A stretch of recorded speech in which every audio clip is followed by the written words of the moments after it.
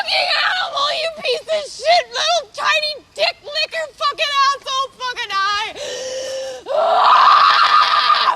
Hello, everybody. I'm John. I'm Justin. And we're the Gore Gore Goblins. Goblins. This is the show where we talk about, Horror movies. that Some we we like. like. Some we don't. And some that we've never seen before. Yep. I've seen this one. Justin hadn't seen this one. I have not. But today, we watched Ready or not. Ready or Not, which came out Sometime. 2019, directed and written by Radio Silence, which is three dudes that got together to make movies. I think it's Guy Busick, Martin Olpen? I can just look this up. I have the fucking internet at my fingertips. What am I doing? It's Matt, not Martin. Matt, Bettinelli Olpen, and Tyler Gillett. And then I believe Guy Busick, not Gary Busick. Guy Busick is the screenwriter. So, this is Ready or Not. It is a horror comedy. And I found it to be very funny. Justin laughed a few times as well, I think. I don't know. He'll tell you. Yeah. But yeah, this came out 2019, horror comedy. If I remember right, Radio Silence didn't initially do this. I believe somebody else had already written it. What was their name? R. Christopher Murphy, I think, had already written it. And then the producers were looking for a director, and they came across Radio Silence, and they were like, all right, y'all want to do it? And they were like, sure. And then they tweaked some stuff that I'll talk about later. But yeah, it's a good movie. I love this. This movie has become a recent favorite of mine. Yeah. So I remember when it came out 3 years ago almost. I don't. 4 years. Jeez, 4? Fuck. Okay, yeah, 4 years ago almost. Jesus. God, time flies. What the fuck? It came out almost 4 years ago, and I remember it because it came out around the same time as Knives Out, and I remember talking about Knives Out with my friend group, and one of my friends was like, isn't that the one where the girl like has to hide from a family? And I'm like, no, Knives Out is a fucking mystery movie. What are you talking about? And he's like, oh, I'm thinking about Ready or Not. He's like, oh, fuck, okay. And I was like, how do you get those two mixed up? They don't even, the names aren't even similar. What the fuck? Whatever. But, yeah, two very different movies. Very different movies. Both pretty funny, though. But yeah, I remember when this came out, and I didn't go see it. Radio Silence wasn't even like on my radar until Scream 5 came out. And the reason they came onto my radar is because Scream 5, that trailer played before every single fucking movie that I saw in 2021, it felt like. Every single one. The fucking trailer came out, and I was like, I'm tired of this fucking movie. Yeah, I don't care about Scream at all. And then in 2022, I decided, you know what? I think I was at Best Buy with Kale, and I saw they had the 25th anniversary steelbook for the first Scream, and I was like, you know what? I'll give it a shot. Fell in love with it, bought the whole franchise after that, and I was like, you know what? I'm kind of glad that trailer pissed me off because I think it subliminally put it in my head to watch that franchise. And here we are. And then I found out, I think Kale probably told me that they did Ready or Not. And then I was like, oh, fuck, really? And then so this movie's kind of been on my radar since then. And then I mentioned in the last episode that in anticipation for Scream 6, I had watched Ready or Not. I had rented it on iTunes and gave it a watch and immediately bought the Blu-ray because I was like, wow, this movie's incredible. That's how it goes. I fucking love this movie. Like, this is one of my recent favorites now. And then, as you heard last episode, we Drew it immediately. We drew the card and, and here we are talking about it now. And I'm very excited because I'm just going to gush about this fucking movie for like an hour. Sweet. Would you actually call this a straight-up horror movie? No, it's more like a horror comedy. Well, even it has horror element. I mean, I would personally, I'd probably classify it as a thriller. Yeah, I'd say thriller better. Because I was sitting there trying to think, is this really a horror movie? I mean, it's got scary, tense moments, but it's not just like... I think the only thing that might make it a horror movie is the jump scares. Like, you could actually call it an action movie, honestly. Yeah, not a conventional one, but yeah, because the protagonist isn't like invincible and isn't like it's not like Arnold Schwarzenegger in Commando. You know what I mean? He's not dodging bullets and shit. Or she's not. There's also a side note. Speaking of things that are horror but don't seem like it, Harry Potter. What about it? I don't know. I've been watching the movies again. I haven't watched Harry Potter I've been watching them again in years. And it's such a cool thing to see. This just tonal transition from the first movie and how dark they get. It's ridiculous. It's like a metaphor for growing up, which is probably the whole point. I remember I had Chamber of Secrets on DVD back in the day, and that was the only one I cared about because I remember I got Prisoner of Azkaban and The Goblet of Fire on DVD as well. I remember I watched Goblet of Fire and liked it, but I didn't like it enough to watch the rest of them. And I had seen Sorcerer's Stone, I think, at school. And then Chamber of Secrets, I think, like an in-law bought it for me. And I was like, yeah, cool. I like this. Yeah. And then but it's just like I haven't watched it since. The start of the first 3 movies, you at least get like a comedic open and it's fun. But then you get to the next one and it's depressing start. Yeah, and it just gets worse and worse from there. Even the lighting they use in the movie gets darker too. Yeah, it's just great. I never read the books though. Yeah, I don't like to read. My mom did. Wow, that's weird. Parents. We're gonna talk about parents today, but are we? I was gonna ask you. Oh yeah, the movie. Yeah, yeah. I was gonna ask you, what did you think? I liked it. Good. It's like a movie you could watch with your friends, having some drinks, eating some pizza. I really wish I had seen this in theaters. I'll say that. I really wish that I had made the trip to see this in theaters, but I didn't really, like, I don't know. It didn't really appeal to me at the time, I guess, for whatever reason. It's one of those movies you'd look at a trailer and you think, should I watch it or should I not? Yeah. And you just be like, fuck it, I'm bored. Yeah. And then you turn out pleasantly surprised. Yeah, because this one is surprisingly very, very good. And if you never told me that woman's name, I would have sworn she's just like some lost twin of Margot Robbie. Yeah. Like, it's weird how much they look alike. Samara Weaving, who I had first seen in Ash vs. Evil Dead. And I remember when I first saw her in Ash vs. Evil Dead, I was like, damn, she looks like Margot Robbie. Is that Margot Robbie? And it's not. Samara Weaving looks like if somebody tried to draw Margot Robbie from memory, but it still looks, she's still very pretty. That's not to say she's ugly, because she's still very pretty and Australian. That's the other thing that's weird about them, is they're both blonde and Australian and they look alike. Something about me and blonde Australians is becoming a habit. I love Naomi Watts, Nicole Kidman, Samara Weaving, Margot Robbie, the blonde woman, the blonde actress from Evil Dead 2013. Love all of them. They're all blonde and they're all Australian. That's weird. Maybe I just have a thing for blonde Australian women. But we all have our types, I guess. I don't know. But yeah, Samara Weaving is the lead in this. She plays Grace, and she's fantastic. The other highlights for me are Adam Brody as Daniel Ledomas, and then what's her name? She's got a weird last name. Fuck, it's not weird, but you know what I mean. Melanie Scrofano as Emily. I love her character. Jesus Christ, she's insane. Oh, I love her. God, she's so fucking crazy. She's why you don't do cocaine. I love crazy fucking women for some reason, especially when they're just as unhinged as possible. I love them. Love them. And she's very good in this, though. I think she kind of steals the show in a couple spots for me. But, it's good. Everybody does really well. Scenes that she's in. Yeah. Everybody's good. Andy McDowell is pretty good. Who plays the dad? Because I can't remember his name, but he's very good too. Yeah. Mark O'Brien is Alex. He's very good. He's kind of just there. Henry Czerny. Well, yeah, but he plays those emotional scenes pretty well, I thought. Everybody's pretty good. I also like the guy that plays Fitch, which is Emily's husband. Don't be a bitch, Fitch. Yeah, and then he calls himself a bitch. It's great. I love it.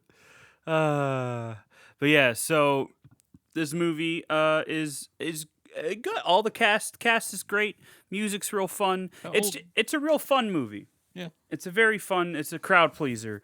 It's a very good time, and that's why I wish I had seen it in theaters. And we'll go over as we're going over the plot. I'll talk about specific scenes that I really would have liked to see like audience reactions to, because it's oh my god, like because I'm pretty sure. I know Justin told me before we started watching that he'd watched the kill count from Dead Meat. Shout out to them. Great channel. But Justin watched the kill count. I'm pretty sure I watched the kill count too, but when I watched this by myself, I didn't fucking remember any of it. I didn't remember. I didn't remember a goddamn thing. So it must have been like a long time ago that I watched it. But I remember the only thing I remembered was that Samara Weaving was in it. That was it. I didn't remember anything else. And I'm glad I didn't remember anything else, because this movie caught me by surprise in a few places, and I really liked it. I think I wrote in my initial review on Letterboxd that I'm very happy that Radio Silence is doing Scream right now, because I think Scream 5 is the closest they've gotten to getting that franchise back on track, especially after 4, because I wasn't crazy about Scream 4. Oh, random thing. Because you mentioned Dead Meat, it made me think of this. He was in a music video. Yeah, for Ice Nine Kills, right? Yeah. I saw he was posting about it on Twitter, but I don't like Ice Nine Kills that much, so I don't really, I'm not really gonna watch it. But I saw he was in the music video. They're like if Slipknot wanted to be Hollywood Undead. Isn't that? But Hollywood Undead wanted to be whatever. You know what? It's fine. But Hollywood Undead knew what they wanted to do. Yeah. But Ice Nine Kills wants to be like Slipknot and them. So we all have our influences. Yeah, as Josh would say. Yeah. Do not copy. Well, I don't want to get into the Josh rant is a silly about little man. what Josh made me and Juan go through the other day. We'll talk about it later, because that's a certified sidetrack segment. But yeah, I'm glad that Radio Silence has the reins for Scream. But I also hope that at some point they go back to doing original stuff, because this is a lot of fun. So I guess we'll go over the plot. So the premise is pretty simple. Yeah. The movie starts out with a flashback of two little shithead ass kids. Yep. Hate kids, and I don't like kids anyway. So two young brothers, as we come to find out, Daniel and Alex, running around a mansion with little lanterns, having the time of their life, And I believe Daniel scared. Well, yeah, a little scared. Alex is scared, and Daniel hides him away in like a wardrobe, or like something. He's trying to protect him from what's going on. Yeah, and then this dude, who's got a crossbow bolt in him. He's dressed very formally as well. He seems like a real up and comer. But he's got a crossbow in him.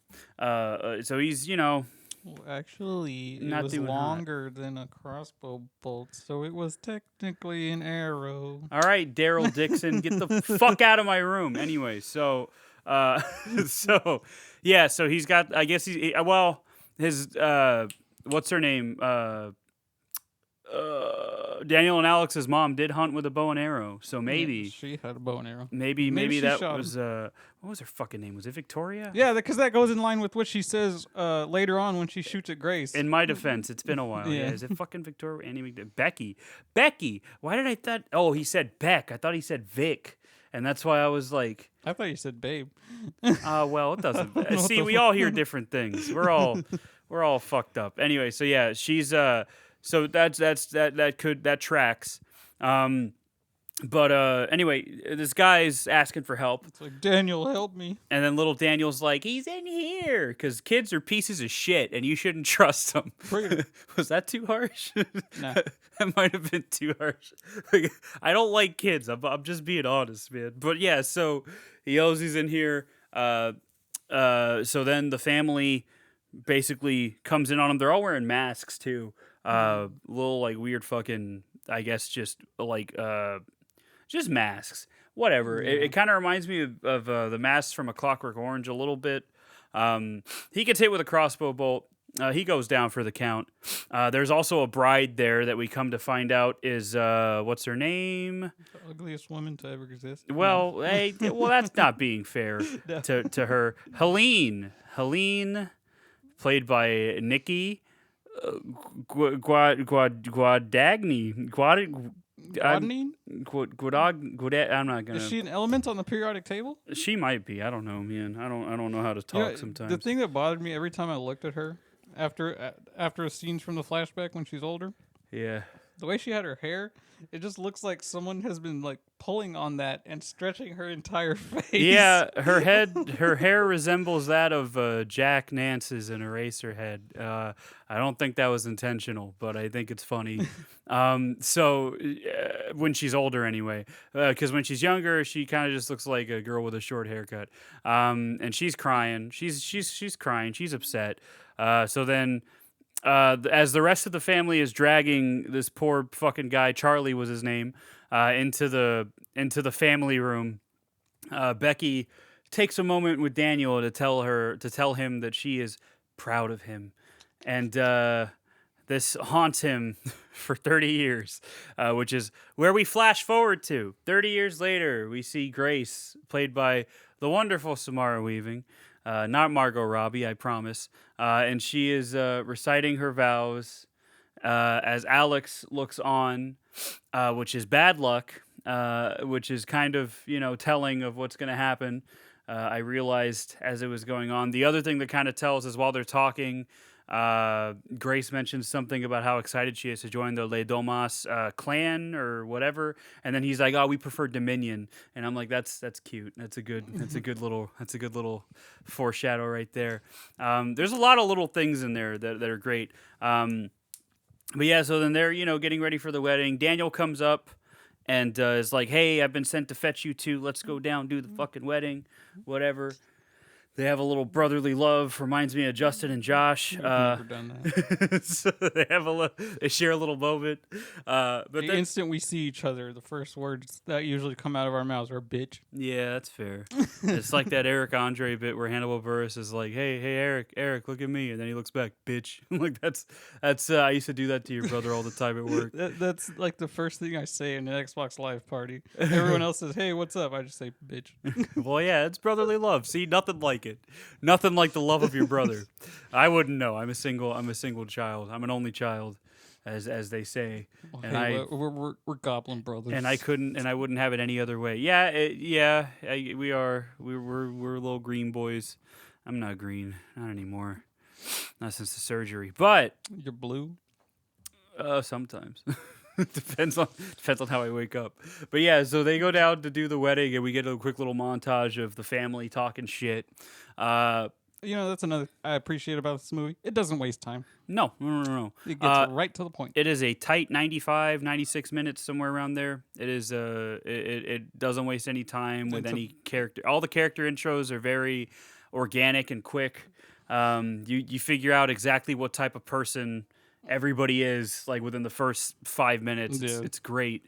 But we get Becky showing some kindness towards Grace. Meanwhile, the father is very kind of like, oh, he could have done better and all this other stuff. As and Grace put it, looks like he's at a funeral. looks like he's at a funeral, yeah. And then we have Daniel, who's kind of just like existing. You could tell that he's probably been through some shit. He's an alcoholic, and his wife is cold. And we find out some stuff about her later that kind of makes her even more cold, or makes sense as to why she's so cold, I guess. Because she's a gold digger. Yeah, she is, which I think is the joke that Daniel makes at her expense. Yeah. And then Helene is just kind of staring. She looks angry, as old women tend to look. I mean, I would be too if I looked like a rooster. Yeah. Old white women, God bless them. But yeah, so she's upset, and she's got her Eraserhead hair. You know how it is, and so they go through with the wedding. Everything goes off without a hitch, seemingly.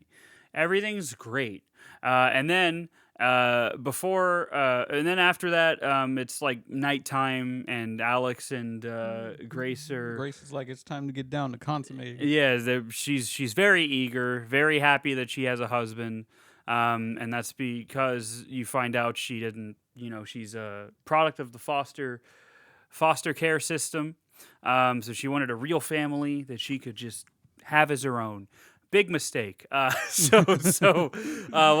happens is she tries to consummate the marriage.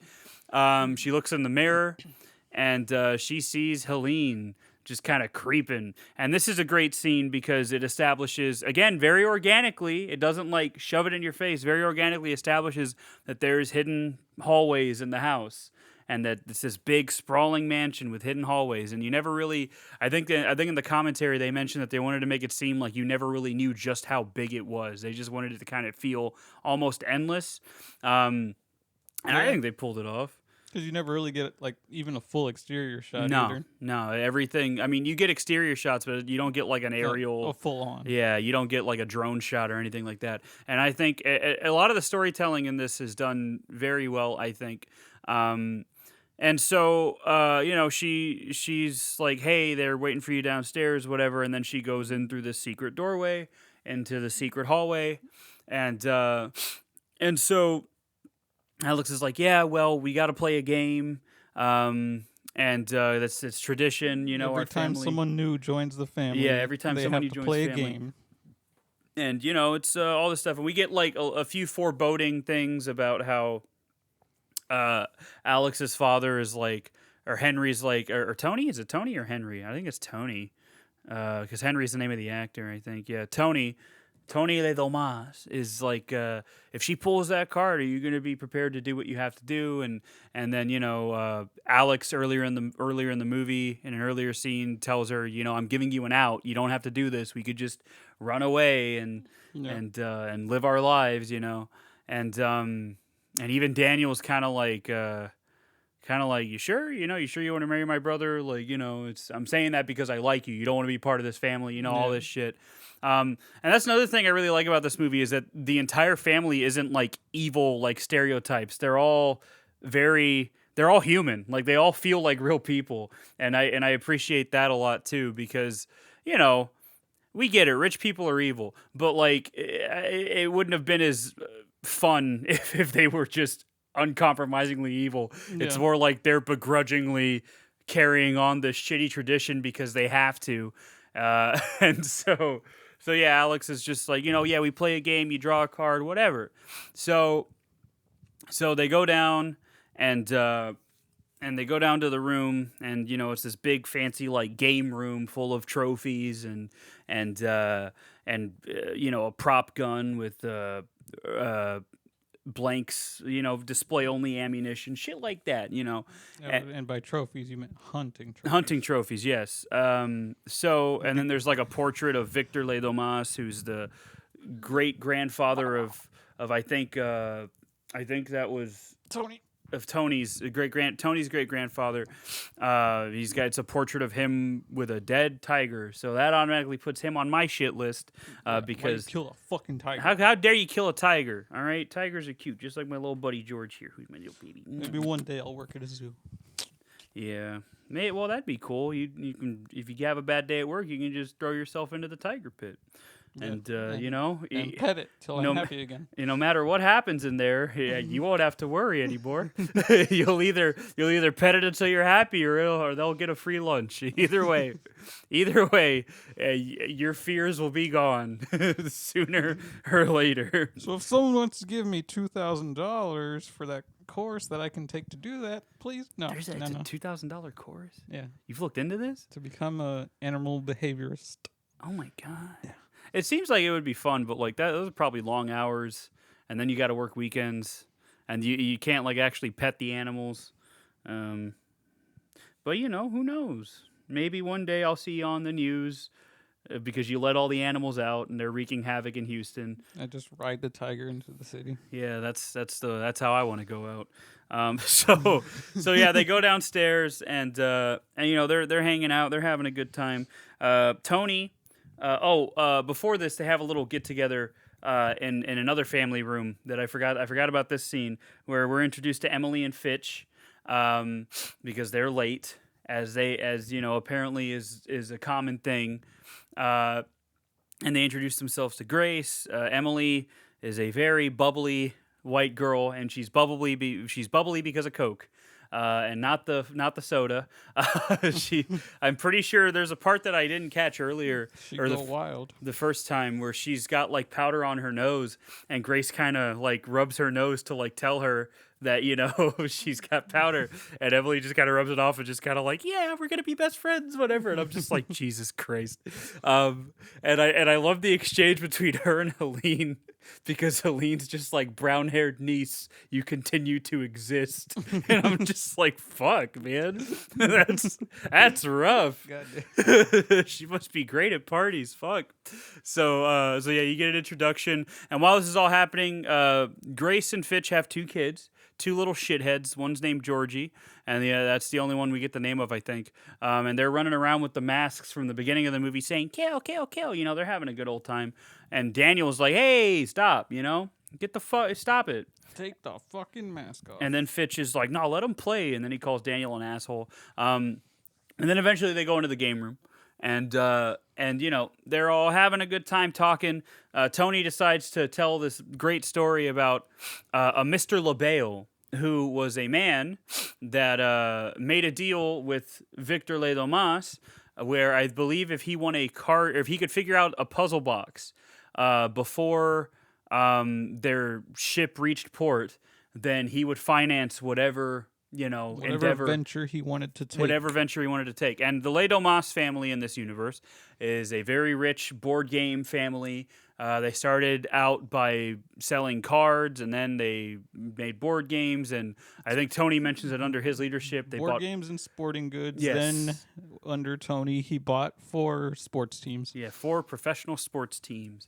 And he gives this great big monologue, and while he's passing around this little wooden box, talking about Mr. LaBelle and how fortunate they are to, you know, have his, you know, money or whatever. And he's like, so, you know, eventually great-grandfather figured it out. And, you know, as tradition, every time we welcome someone new into the family, we put a blank card in here, and Mr. LaBelle decides what game we play. And Charity, who is Daniel's wife, is like, well, I got chess. And then Fitch is like, I got Old Maid. And then he's like, seriously, what the fuck is Old Maid? Which makes me wonder. I want to ask you something here, all right? First of all, what the fuck is Old Maid? I'll look it up in a second. Second of all, I wonder if they only play a game if they draw hide and seek, because Fitch doesn't know what Old Maid is. And it's like, well, you would have played it, right? No, I think he meant that as like, who the fuck plays that? Okay, because not that it didn't happen. That was one thing I was wondering. Let me look up Old Maid. Go ahead and because he married into the family, so he obviously had to play the game. Yeah, Old Maid. Old Maid is a Victorian card game for 2 or more players, probably deriving from an ancient gambling game in which the loser pays for the drinks. What the fuck? It's from the 1800s. The rules of the game are first recorded in 1884 by Charles M. Green and referred to in Bazaar, Exchange, and Mart in 1883. As a newly invented game. However, it may well be much older and derived from the French game of Le Garçon, whose rules first appear in 1853, or from the German game of Black Peter. That's a name, whose rules are recorded as early as 1821. All these games are probably ancient, I like how it says probably, and derived from simple gambling games in which the aim was to determine a loser who had to pay for the next round of drinks. They originally employed a pack of 32 or 52 French cards. I don't care. Rules. There are retail card decks specifically designed for playing Old Maid. Yeah, this reminds me of Pinochle, which is another old game that only like fucking old ass people play. So when using a regular deck, dealer shuffles and deals all the cards. Players look at their cards. Each player takes turns. There's apparently Scabby Queen. What the fuck? Oh, that's a variation. Okay. The game continues with players taking cards and discarding pairs until no more pairs can be made. The player with the card that has no matcher is stuck with the Old Maid and loses. Oh, okay, I get it. So it's basically just a matching game. You just keep drawing cards and trying to get matching cards. Okay. Just play Rat Trap. Yeah, there's better games to play. Because you can slap people's hands, and it's funny. Well, in any case, that was Old Maid. So This has been your card game education. that's what Fitch had to play was Old Maid, and he had a good time. He survived. Grace. That was what I was wondering the entire time. Does every game end in death? I don't think so. I think it's literally just hide and seek. hide and seek, which is what Grace draws. And she's like, "Wow, are we really gonna play that?" And everybody in the room is just like I think Becky looks like distraught. Daniel is kind of just like dead-eyed. Alex is understandably like upset. Oh fuck. Helene is like almost fucking grinning. And then Emily and Fitch are just there, and Tony's just kind of like, well, those are the rules. So, they prepare. Tony tells Grace like, yeah, we're gonna find you. We'll give you 100 seconds, whatever.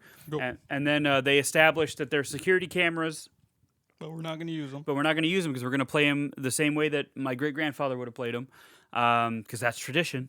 So then Grace goes to hide. She hides in a dumbwaiter, and while she's hiding, this little record is played off of a little Victrola about hide and seek and how Hide and seek song. it's a fun little tune, catchy little tune, and so then everybody starts preparing their weapons. They all get very old ass weapons. Emily gets like a shitty little pistol. Becky gets bow and arrow. Fitch gets a crossbow, and he's like, how do I use this? Mm-hmm. And then I think Henry has a hunting rifle. Helene gets an axe. Daniel, I'm pretty sure, gets a rifle as well. Yep. And then Charity gets a little pistol, I think. No, she gets like a crossbow, a spear gun. There we go. I was gonna say like a crossbow without the bow. What is that? It's a spear. You know what? It's fine. All right. It's a Monday. I'm tired. I've been up since 5:30. You know what? It's fine. So, then the game begins, and Grace is just kind of vibing. Fitch deviates off to the bathroom to try to figure out, so you can watch a YouTube tutorial on how to use a crossbow. And as Grace is hiding in the dumbwaiter, we find out that one of the maids was reading a bedtime story to Emily and Fitch's children. Georgie, though, gets up and leaves. So this maid decides to go and look for Georgie.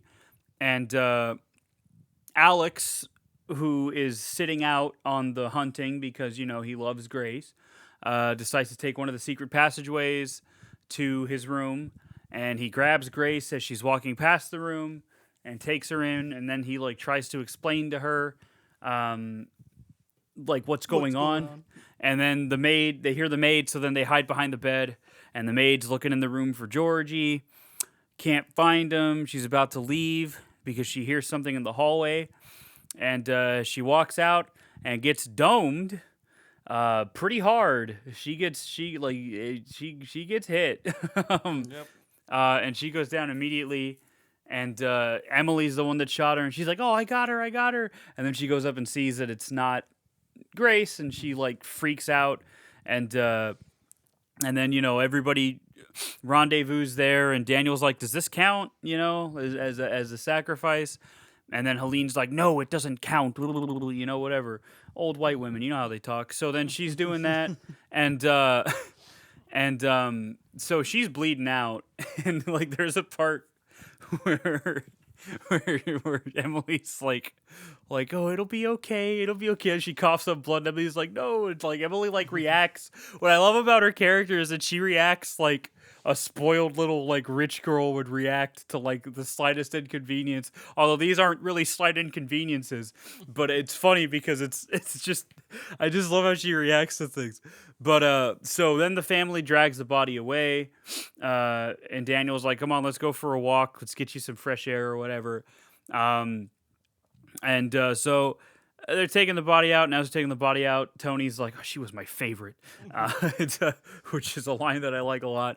And then Grace and Alex talk, and Alex is like, I'm going to get you out of this, but first we got to go.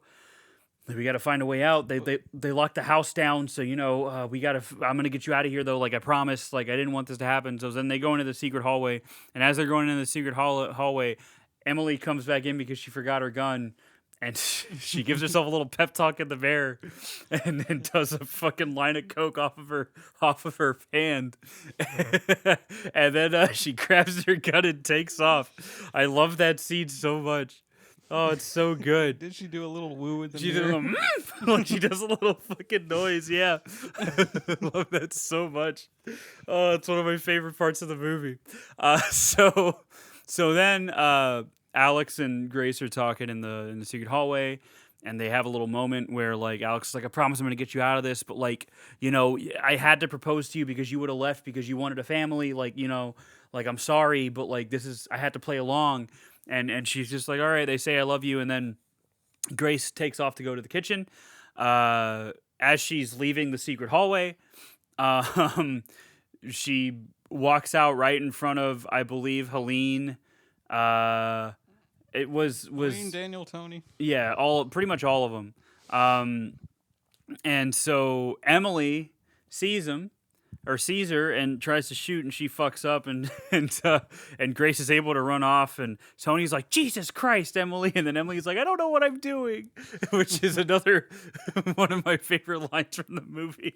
And so Grace gets away and makes it to the game room again, where she grabs the shotgun off of the wall. Yep. The decorative shotgun with the display ammo, and at this point, she's had to tear off part of her wedding dress because her shoes, she went from wearing heels to yellow Converse. So, she was kind of stepping all over herself. So she tears it off, and she sees herself in the mirror, and she's like, Jesus. And so then she makes her way to the kitchen, and while she's in there, Alex makes his way to the security room, and he's trying to figure out how to activate the cameras and undo the lockdown and all that. He gets the cameras up, which Daniel and Tony notice, so they make their way to the security room. Excuse me. And so because they were going to use the cameras because they were getting tired of trying to find her. Yeah, because they have that whole little conversation. It's like, fuck tradition. Yeah, at least this part of it. And then because he was like, no, we use the weapons that great grandfather would have used. That's tradition. And then pick and choose. Pick and choose. And when she accidentally shoots. Okay, because so there's that part. There's a part I forgot about this part. While Grace is trying to run away, Daniel finds her in the study, and Daniel's like, I'm gonna give you a 10-second head start. Just go ahead and take off. This is before she gets back into the game room. So she's like, all right. So then she takes off, and Daniel's like he says, oh, she's in the study. And then Charity shows up, and she's like, oh, you let her get away. And he's like, yep, I did. And, and then Charity's like, calls him pathetic. And he's like, I know. And then, he's like, I was thinking about how Alex should have told Grace about the rules. He's like, but then I remember how you reacted. He's like, you didn't even fucking blink. And she's just like, well, you know what kind of life I was living before. She's like, I'm not going back. She's like, I'd rather die. And I'm just like, well, that's fair. I mean, I get it. So then, the rest of them show up, and they're all like planning it out. And at one point, Fitch gives Emily the crossbow. I don't remember what she did with the gun. I guess she just, she's like, I don't want to use the gun anymore. It's too small or whatever. And as Fitch is handing her the crossbow, the second maid, there's 3 maids. The second maid comes in, and she's like, oh, Tony, I saw her fucking over here or whatever. But in the middle of her sentence, it's cut off because she accidentally activates the crossbow, and it goes right into her mouth and kills her. Not right away, though. But then she falls down, and then... And then Emily's like, why does this keep happening to me? It's so good. They just keep going with their conversation, too. Yeah. And then the maid on the ground starts gurgling because she's still alive. Mm-hmm. And she stops. They keep talking. She does it again. And then, what's her name? Helene's just like, fuck this. Chops her head off. She chops her head off. And and then they're like, all right, well, you and Emily go take him to the goat pit or whatever. Or that's later actually. But so then what happens is that she makes it to the game room, does all that, makes it to the kitchen, What about? all that stuff, and Alex is able to activate the cameras and take the house off of lockdown after a tense little scene between the butler and Grace. So the butler's like, "Oh fuck, the house is off of lockdown." He's going to inspect the door, and Grace steps up behind him with the gun, and she's like, "Move," and he's like, "I can't do that." And then we get an old-fashioned standoff as Grace tries to shoot him, and nothing happens. Because it was a display gun. Yeah. So then. Because who's really gonna have real elephant rifle ammo sitting around? Yeah, that would have annihilated that man if it had been real ammo. He would have been fucking blown to pieces.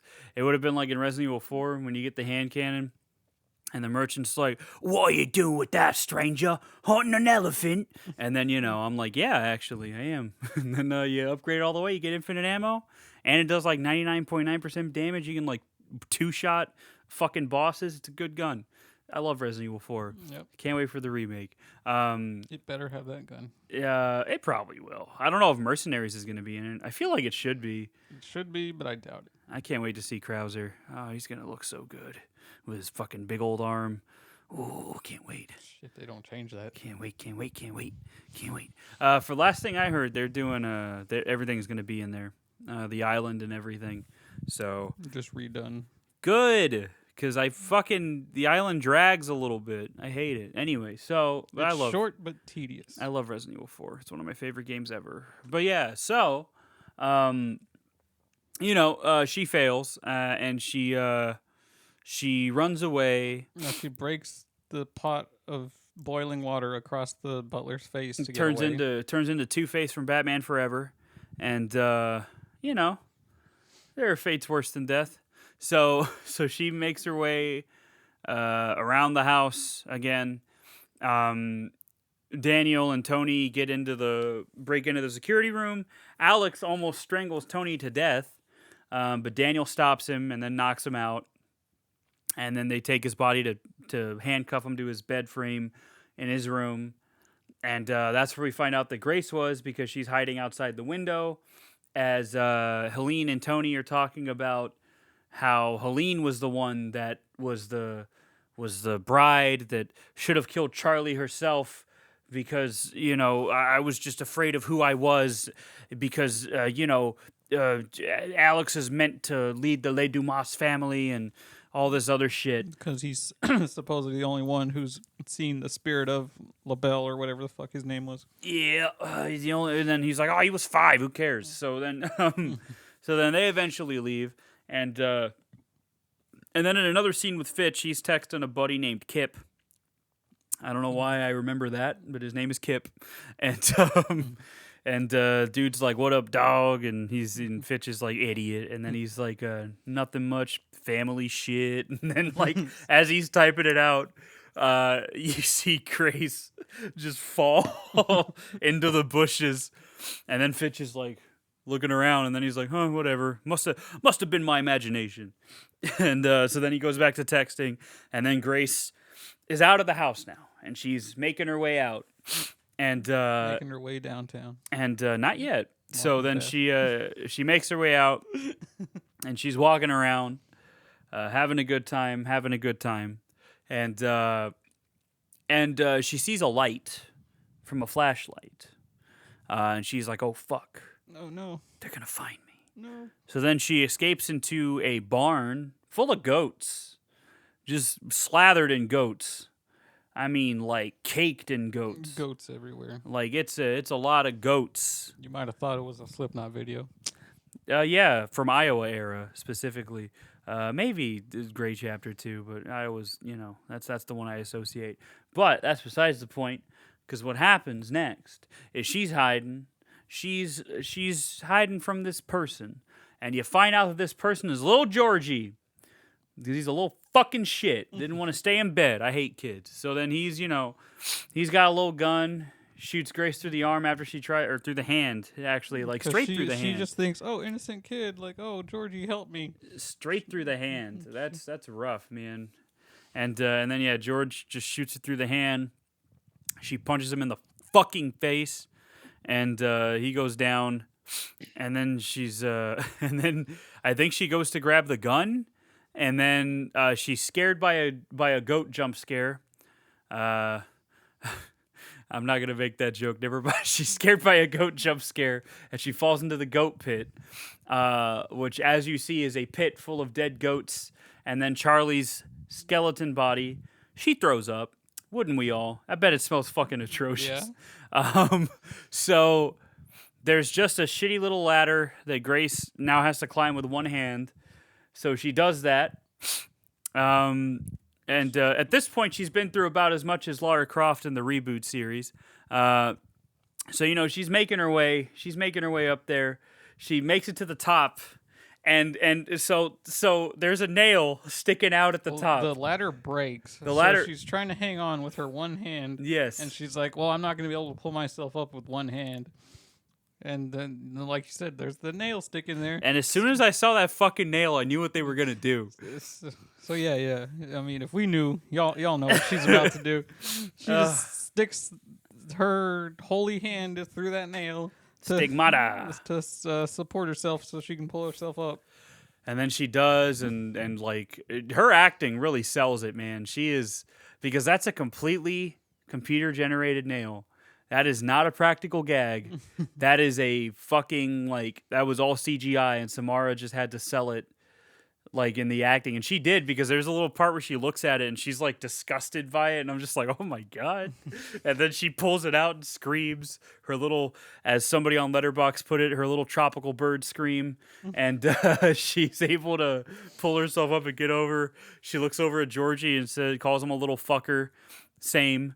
So then she takes off, finds a gate that she can leave through, because it's got, like, part of it's like broken, like slightly broken. So she tears it off with her strength that she's getting from that adrenaline, and she decides to squeeze herself through the gate. Problem is, there's a jagged piece of cast iron that digs into her back as she makes her way through, and then she makes it. As a car pulls up, bumping some hippie hop, And she's like, please help me. And then the guy's like, get out of the fucking road. And then he drives off. And then she gives a fantastic, angry little monologue about how he's a piece of shit. Little dicks. little dick licker, fucking piece of shit. And then she just screams this, like, angry fucking scream. It's so good. It's one of the best parts it's one of the most memorable parts of the movie. But as she's doing that, earlier, Charity had tried to shoot her with the spear gun, and she missed because she sucks. And she tells the butler, hey, yeah, she was running by the south gate or whatever. And then the butler comes rolling up in his car to find her. And he does in like an open field, and he doesn't run her down because they need her alive for the ritual. That's pointed out earlier. So she's like, "Ah, fuck." So he tries to hit her with a dart gun. She knocks the gun away, and then she's able to, like, knock him off her. She removes her sash and starts strangling him, and she knocks him out. Now, if it were me, I would have gotten in that car and, like, I'm like, okay, she's gonna run him over, right? Like, that's that's what you do. And no, she just backs up and leaves. And as she's leaving, the butler gets up, and I'm just like, man, I would have ran him over. Yep. Like that's what you do. But I mean that's because we watch horror movies, so we would tie up as many loose ends as possible before the climax. That's what you do. But she's focused on getting away, so she gets able to get away. And she's able to use basically OnStar is what it is in the car. I don't remember. Wasn't it called Safe Drive? Trip Safe, I think. Trip Safe. Something stupid like that. But it's basically OnStar. And it's funny because when I saw it, it reminded me, there was this old Tom and Jerry cartoon. Not super old. It was like when I was a kid is when it came out. back when Tom and Jerry had a slight renaissance, and I mean a very slight renaissance. It was this movie where they were like racing, like doing like some kart racing shit, and the race around the world thing. yeah. And there was somebody driving an SUV, and they hit the OnStar, or they hit an OnStar button, and it was ConStar, and I just remember that it gave like a little video feed of like a helper, and the dude is just this guy with like these pale eyes, like no pupils or anything, and he's like, "Hello. Thank you for contacting ConStar. How can I help you?" And like it's just that stuck with me. Out of that entire movie, that's the only thing that stuck with me was this dude's fucking pale eyes. And I don't know why. So that's what I was thinking of when I was watching this. As I was like, oh, it's like that fucking Tom and Jerry thing of all fucking things. Fucking Tom and Jerry. So yeah, it's Trip Safe, and it's Justin, our very own Justin answers. And he says, "Hi, I'm Justin. Can I help you?" It's not me. I'd never work on something where I had to talk on the phone with people. That'd be the worst. Yeah, but he's like, "Hi, I'm Justin. How can I help you?" And she's like, "Call the police. Call like he's People are trying to kill me. people are trying." He's like, "Yeah, I can assist you with that." But like he starts off by giving the usual like, "Your call may be monitored for whatever." And she's like, "People are trying to kill me." He's like, "Yeah, I can help you with that." And then he's like, and he's like, "Okay, sure, I can do that. Let me just look up the vehicle info." And then he's like, "Oh, sorry, it's taking a while. I'll have to reboot my computer." He's like, "Just call the fucking police, Justin. Just call the police." And he's like, "Oh, the vehicle's been reported stolen." He's like, "So I'm gonna have to shut it down." And she's like, What the fuck? And then like she starts freaking out. Okay, and that's why would that thing have a kill switch for the car? I think that's a real thing that OnStar does. In case your car gets stolen, you can report it stolen, and they can blip it basically. I feel like that's something that's easily like hackable. Probably. Like I'd never want a remote kill switch in my car. I mean, that'd be cool. You just blow them up. I mean, it'd be cool, but Oh, you think you took my car? I take your life, and then you just blow them up. Easy. I mean, it'd be cool, but Call the ambulance, but not for me. You know, it's that kind of thing. that's like having a computer in your refrigerator. It's like, why?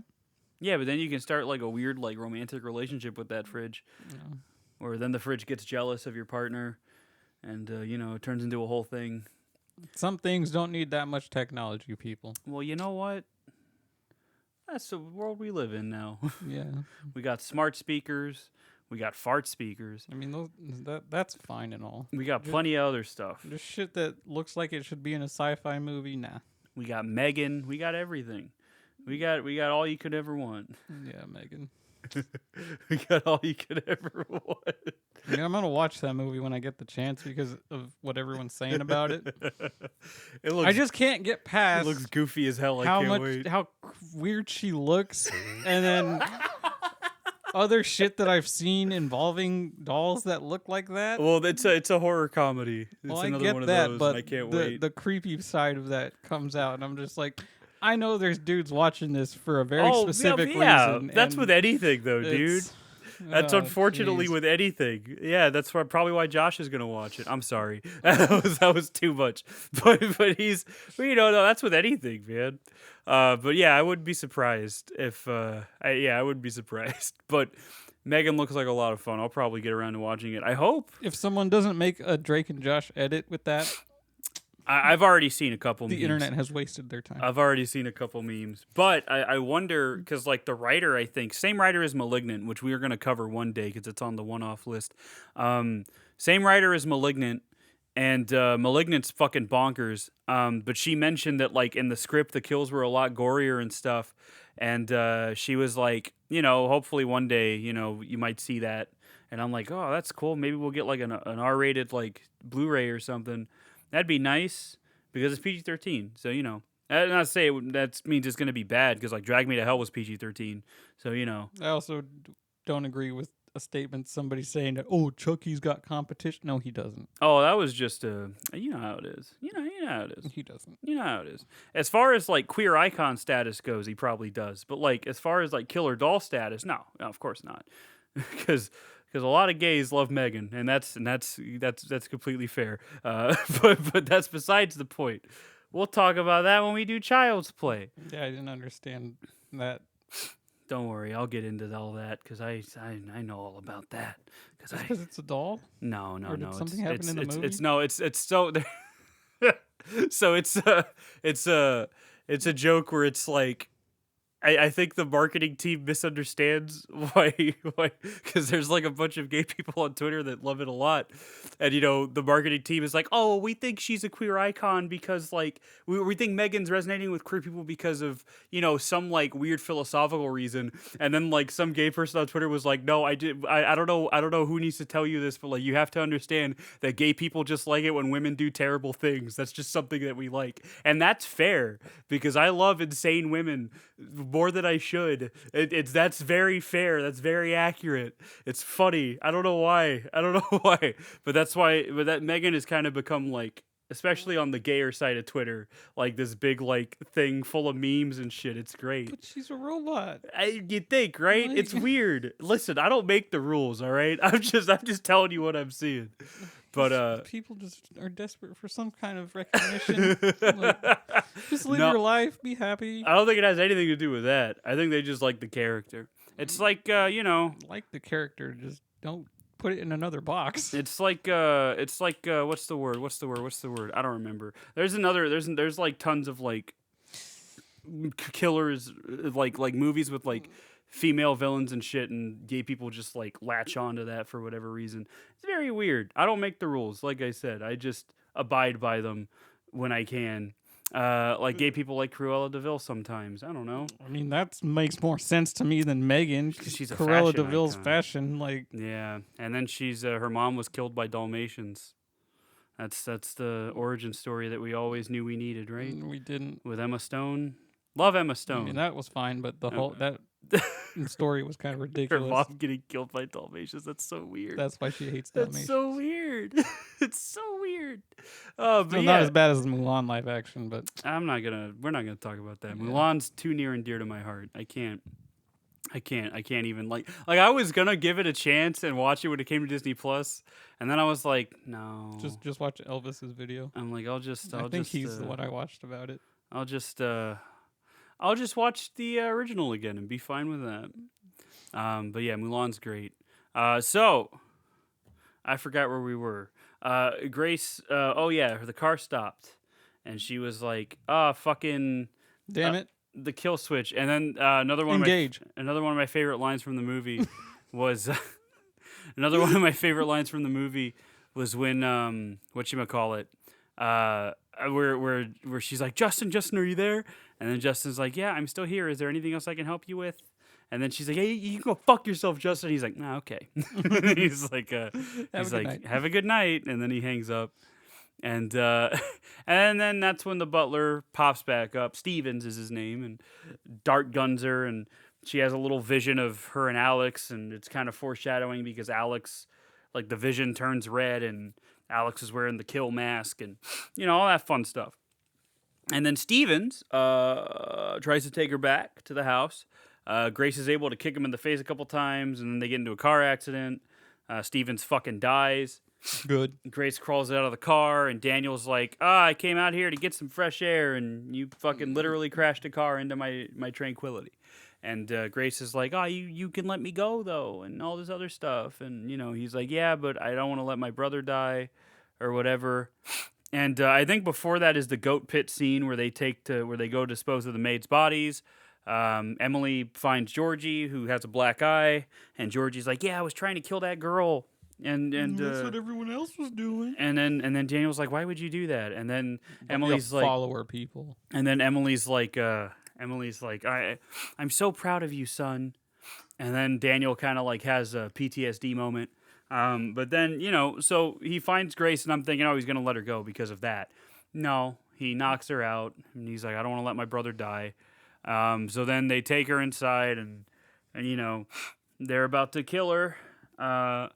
But what Daniel, before that though, we get a good scene between Alex and Becky, where she's talking about how it's your family and all this other stuff. Like, why'd you leave us and all that? And he's like, well, I think it was around the time when I was chanting and slicing a goat or a goat's throat. That's the word.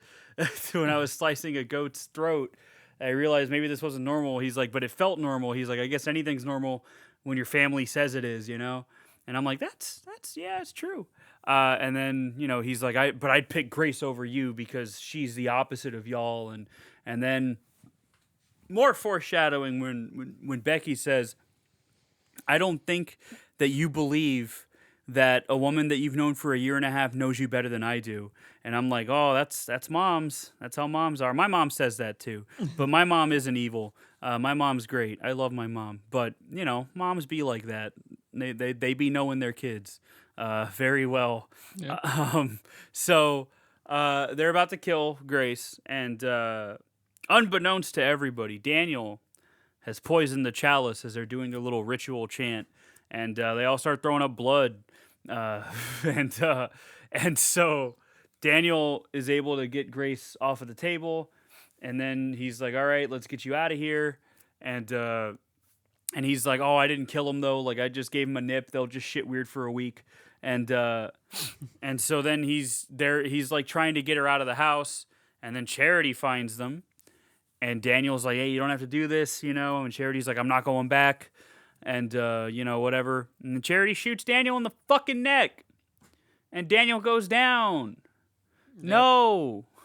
A senseless death. No. Just because his wife was a gold digger. No. Yeah, Daniel fucking dies.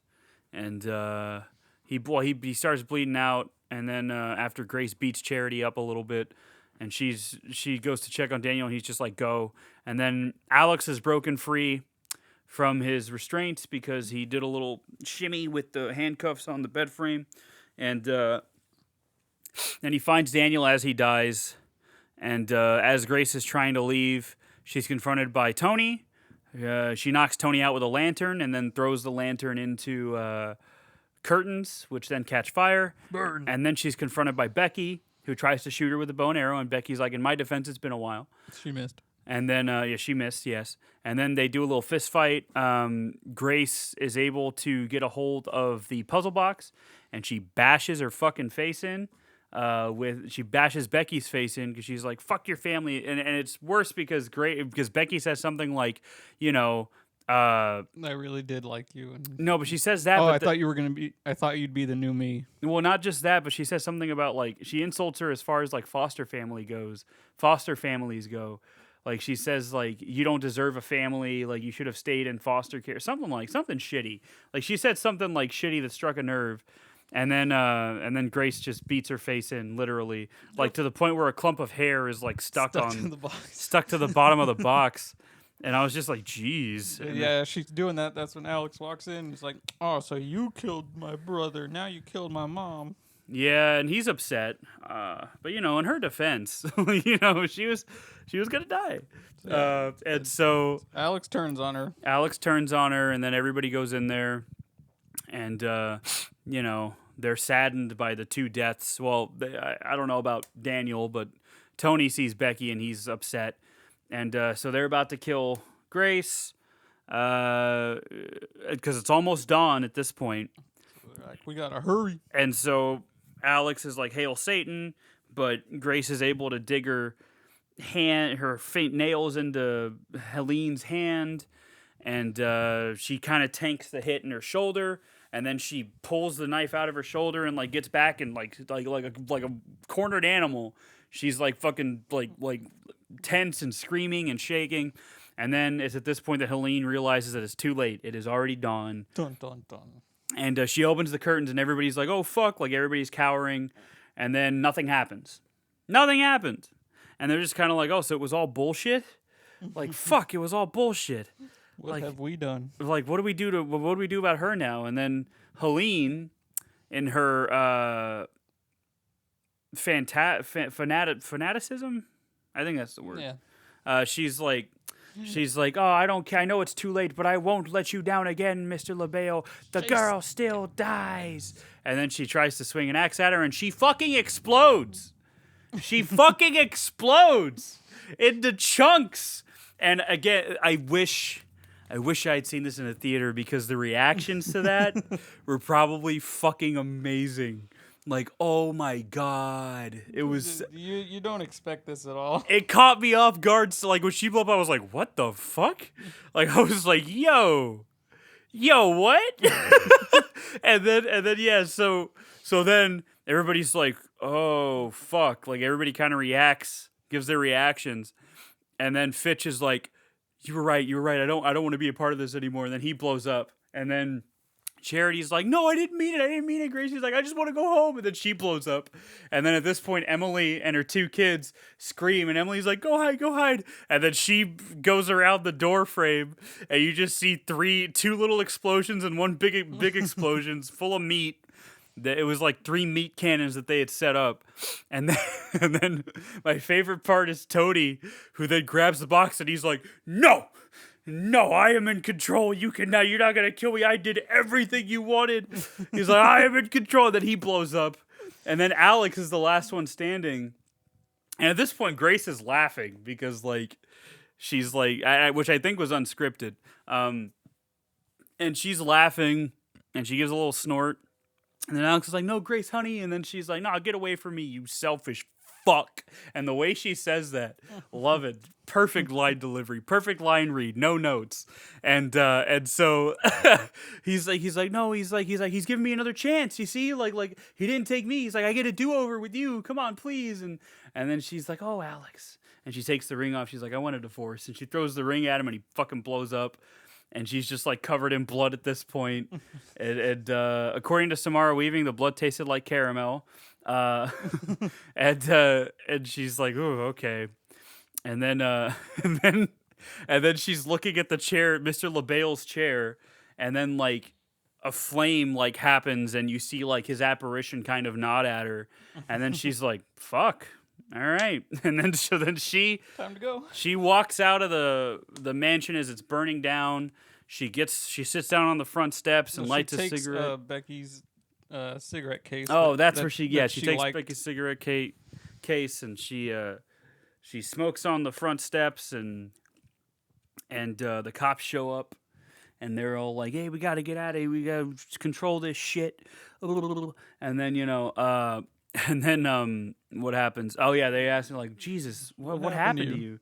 And then she's just like, in-laws. And it's and then the movie ends. Perfect ending, no notes. Oh my god. I like for real though, when they exploded, I was just like, oh my god, this is amazing. Like that instantly shot the movie up for me. I was like, what a fucking payoff. Like what a good fucking payoff. I was very happy. I was very happy with that. Very good movie. But yeah, so what ended up so let me see. What did I write down? I didn't write down a lot. I think I pretty much already went over everything.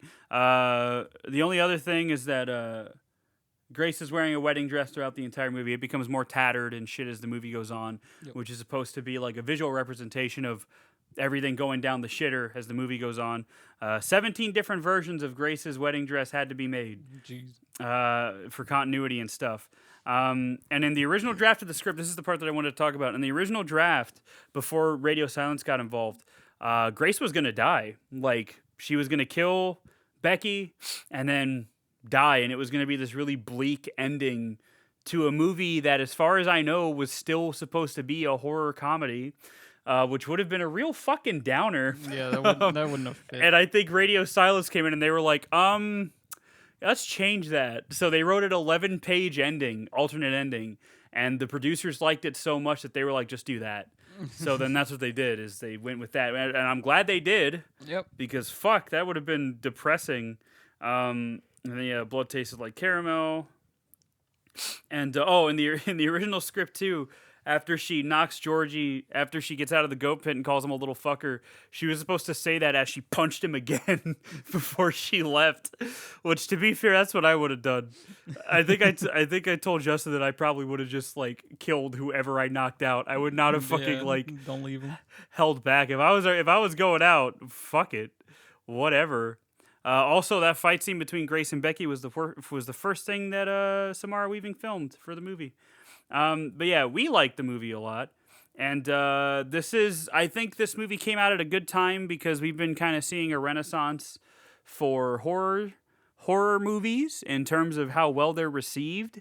Like, I feel like if the Friday the 13th movies came out today, They might be received a little better than they were in the 80s.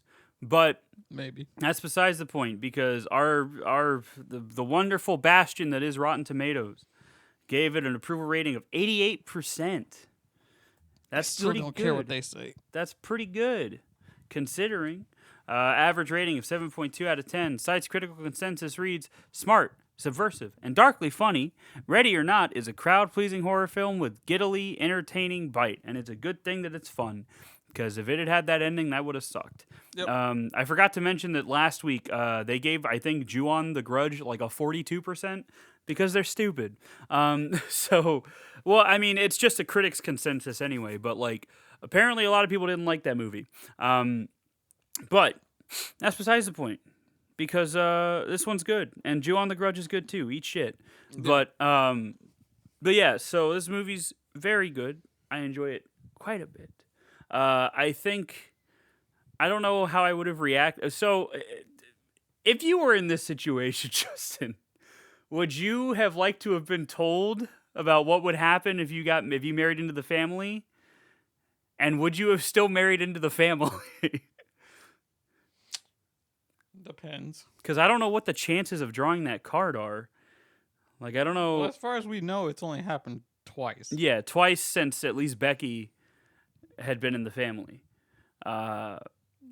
So, I mean, of all the possibility of games, and especially if they keep making new ones. yeah. I don't know how I'd react. I don't think I'd believe them, honestly. Yeah. If, like, somebody told me, like, hey, yeah, if you marry into my family, you might die. Oh, okay. Sure. Well, whatever.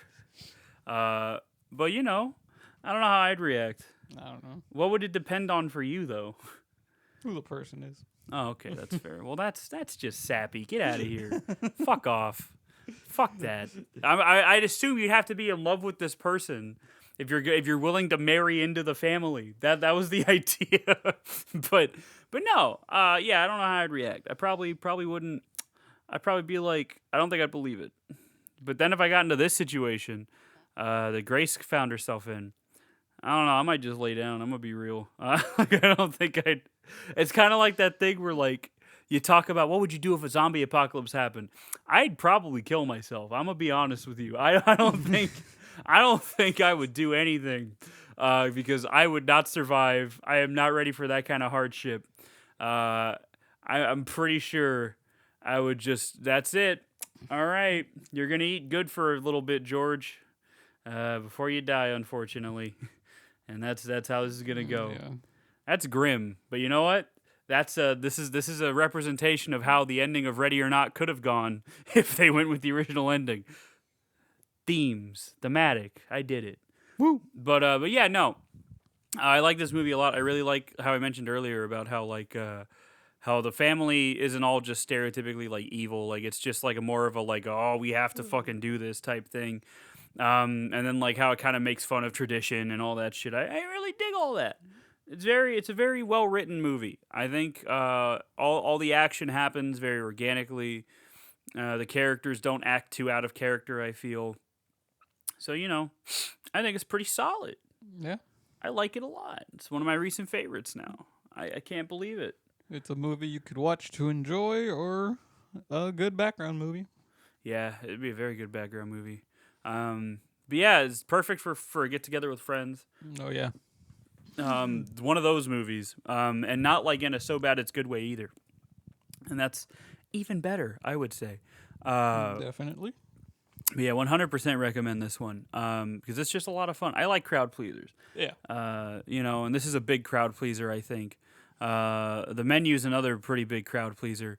It's in the same vein of just it kind of being like a comedy thriller type thing. The only difference is instead of Samara Weaving, it's Anya Taylor-Joy, which, you know, that's good. I like Anya Taylor-Joy. But yeah, I don't know who that is, but yeah, she's in stuff. She's in in things and stuff. she's in The Witch, yeah, which we'll talk about eventually, I'm sure. But yeah, so that's Ready or Which Not. hand of the witches? Blah blah blah. I would. I'm very excited for Scream 6. Like, watching this movie just makes me Very excited for that I've again. never watched Scream. Well, that's because you don't like good movies, Except the first Justin. one. You don't like good movies. Justin be like, damn, a good movie? I don't want it. I like good movies. No, you don't. I watch Critters. No. It's free on YouTube. I bet it is. All 3 of them. I'm not surprised.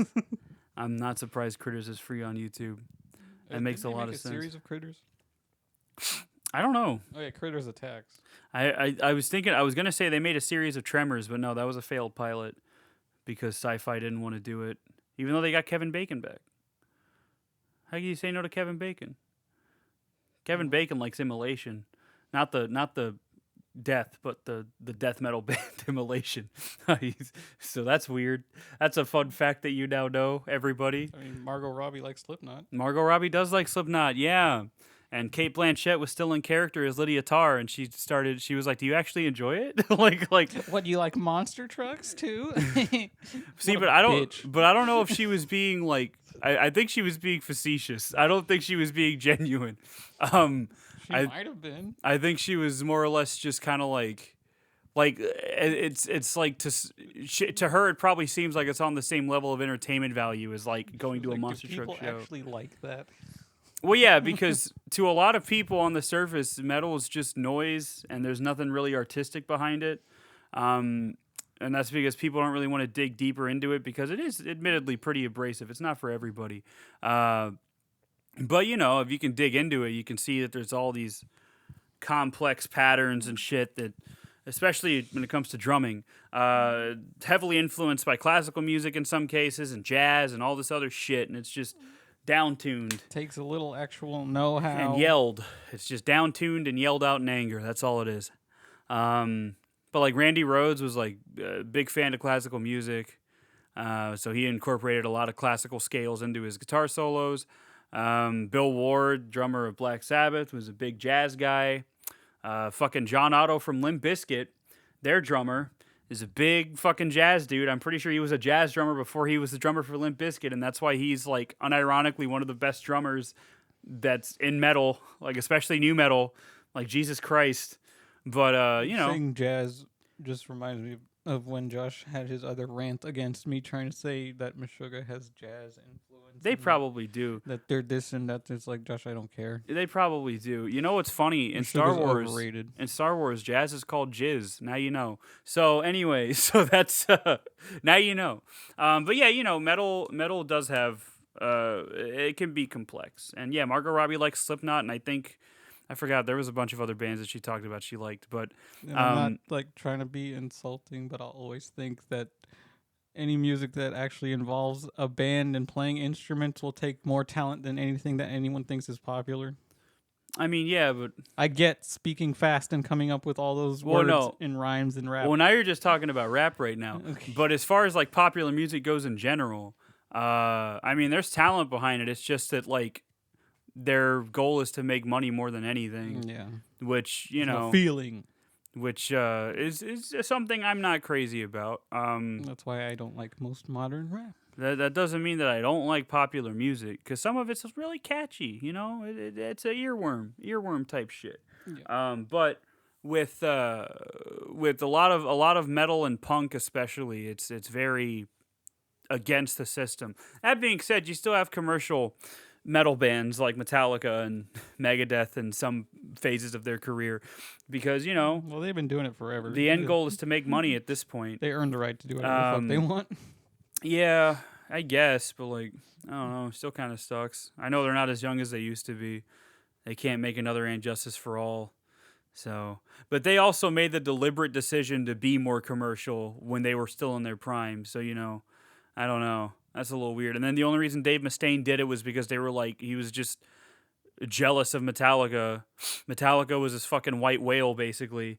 And he was like, I want to be as popular as them. So then, you know, he did his fucking, he made Risk, which is the shittiest album I've heard in my life. And then, you know, he also made Super Collider, which is the second shittiest album I've ever heard in my life.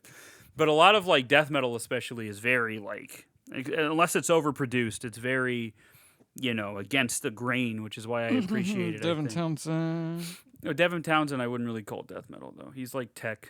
Tech. Well, he's like Tech Death, I guess. I don't know. There's so many different like spin-offs of fucking metal and shit. That's what me and Juan were getting mad at It's Josh for. not even because like he's like, nobody fucking cares It's about these stupid. little basic, stupid subgenres you're coming up with just to sound intelligent. It's like, no. I don't know why there's like so many. So I don't know how that happened. Like, how did that even happen? Like, it's one thing to recognize inspiration and recognize inspiration, or in some cases, what a band is ripping off. But like, I don't know. I don't know where all the subgenres came from. I wonder. I wonder how that happened, because there's not really. I don't know. There's not that much of a difference between them. It's just again, people want to sound smart, I think. Yeah. But like, I don't know. I keep up with it sometimes, but then I also like find myself like not caring as I'm keeping up with it. It's weird. It's like the MCU, anyway. So it's weird. But yeah, it's metal's fun. It's a lot of fun. Death metal shows are a lot of fun. I'm gonna go see like 5 already before June. Let me see. I'm seeing Morbid Angel in March. I'm seeing a tribute band to Death with a couple of the original members. Most importantly, Gene Hoglan, who's like one of my favorite drummers ever, and I can't wait for that. And then I'm gonna go see Black Dahlia Murder with Phobophilic, who's this Phobophilic, one of those two. They're like a death metal band from like North Dakota. They're really good. I like them a lot. I saw them sometime last year, so I'm excited to see them again. I forgot who else was going to be on that bill. But then the big one, the one that I can't wait for, is I'm going to go see Obituary for the 3rd fucking time. But this time they got Immolation and Blood Incantation, and I can't fucking wait. That is a stacked ass show. Ooh, I can't wait. I'm also going to go see Coheed and Cambria with my buddy Mark. And then I think that's it. I think that's all of them. That's 5, right? Or is that 4? I don't know. It doesn't matter. I'm gonna go see him. That's all that matters. I'm gonna go see all these bands. And I'm not, because work doesn't let me. I can't get enough of this shit, man. I love death metal shows. It's just so chaotic. It's a lot of fun. I also like watching the drummer, because they tend to go pretty hard in the paint. But yeah, metal. It's a lot of fun. Some people don't get it, but I do. I get it. We all get it. Some people listen to it because they're angry. Some people listen to it because they appreciate the musicianship. Some people listen to it for both, which is me. So, Would you call Opeth a symphonic band? No. Okay, Josh, you're wrong. No, they're just progressive metal. See, that's the thing. There's only like 2 different types of metal. It's metal and progressive metal. No, death metal and progressive metal. That's it. And then I guess just regular metal, thrash, whatever. I don't know. It's an umbrella. But like the only differential that matters to me is whether it's progressive or not. Because if it's progressive, then I know I'm going to be sitting here for like 10 minutes. And if it's not, then I'm like, oh, okay, cool. It could be anything. It could be punky. It could be thrashy. It could be groovy. It could be anything. And that's cool. And progressive metal can also be all of that. It's just that the songs are longer. So, that's all that matters. You explaining to me how in-depth something is, or every little thing that went into it doesn't mean I'll like it. Yeah, he got that from me. He got that from me because that's how I used to be. And I still am like that to a degree. But it's more me explaining why I like it more than it is me saying, bro, you don't like these guys, but they're all these things. It's more me just like, yeah, I really like this Opeth track because I like how the guitar goes here and that and whatever. But it's never like in an effort to make somebody else like it. Not anymore anyway. I used to be like that, but not anymore. I hope not anymore. But yeah, he got that from me because when I showed him Pantera and Lamb of God, and I don't think I showed him Mastodon, but when I showed him Pantera and Lamb of God, like when we first became friends, I was telling him like, yeah, I like these guys because I like the drummer is this and that, whatever. Like I'd go into like, again, not really trying to get him to like it, more me just saying like, hey, this shit's great because of these reasons, and that's why I enjoy it. And then he was like, oh yeah, and then I think he just kind of got stuck on that. And then he tried to introduce me to bands. And then when I tell him I didn't like him, he'd get upset. And I'm like, I like what I like, man. I don't know what to tell you. I don't like stuff that sounds overproduced. I don't like stuff that sounds I don't really like that wall of sound production style that Devin Townsend uses. And by overproduced, I mean I don't like it when the drums sound super clean, because I don't know, like that Lorna Shore song that was going around not too long ago, where the drums are very clean and high in the mix. I don't like that. I don't know why. It takes away from it. I like shit that sounds like it was recorded in a moldy basement for $3 and a sack of potatoes. That's what I like. I love it. I love it so much. I love it. But yeah, that's metal. Yeah. You know, I think it's great. I do think, however, that there are some fans of it that are very, very militant about it, which can be said for anything. But I guess since I'm in that sphere, especially on Twitter, I see a lot of stupid shit. I mean, I see the same thing with movies on Twitter. A lot of stupid shit. Something will be popular, and then it'll come out on streaming, and then all of a sudden it's the worst movie ever made, and everybody's like, "This movie fucking sucks, actually." Yep. And I'm like, "You want to be different? I'm happy for you, but like, you don't have to tell me that you like a movie. You can just That's like me saying The Last of Us sucks. you can just have your little letterbox thing. Yeah, that's what you do exactly." You can just have your little fucking letterbox account and keep it to yourself. That's all you got to do. You don't have to fucking tell me. And that's why you block people. That's why the block button was invented. You block people for that reason. Although sometimes I like to see differing perspectives, but when that different perspective is just it's bad, then I'm like, I'm not getting anything from you. So yeah, shut up, Justin. Anyway, speaking of Last of Us, the show's pretty good. I haven't watched the third episode yet, which apparently is good. Something about gay people. I can Sure, accept it's great. The Last of Us has good aspects, but I'm just not blown away by a story that's already been told excuse before. me.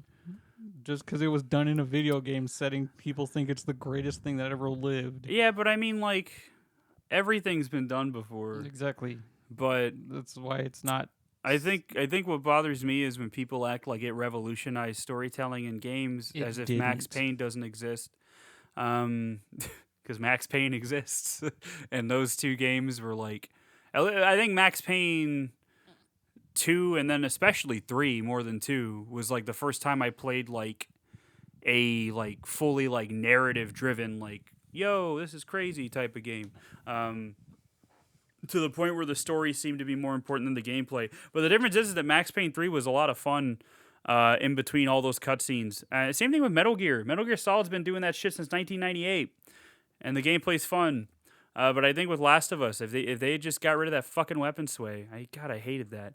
But also, that's Naughty Dog has been narrative first ever since they did Uncharted. So, and even Uncharted wasn't fun until 4 for me. I kind of just dealt with it to get through the story because I did not have fun when I played those first 3 games. But then I got to 4 and I was like, oh, this is pretty good. And then, yeah, Last of Us is, I mean, I'll defend it. I like it, but like, I don't know. It's not groundbreaking. It's not anything new that I haven't seen before, even in a video game.